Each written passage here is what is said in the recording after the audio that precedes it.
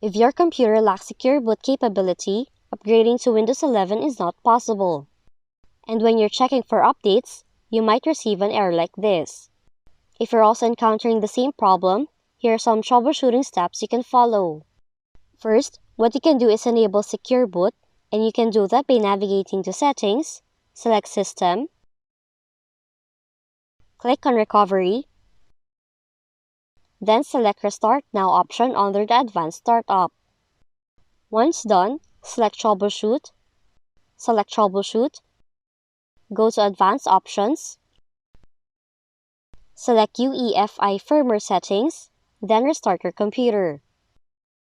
Now open your UEFI settings, click on the Boot tab, and enable Secure Boot. Once done, exit the settings and then save the changes.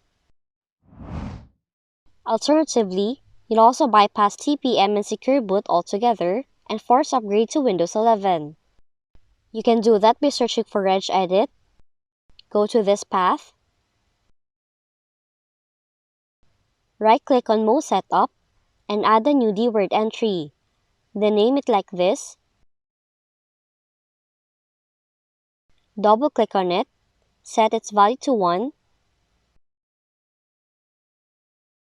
then go to the Windows 11 download page and manually install the operating system. Just keep in mind that Microsoft advises against bypassing TPM. Moreover, installing Windows 11 on incompatible hardware can result in various problems, including crashes and security issues. So the safest option is purchasing a new computer that meets Windows 11 requirements. But basically, that's how you can fix this error code in your Windows 11 computer.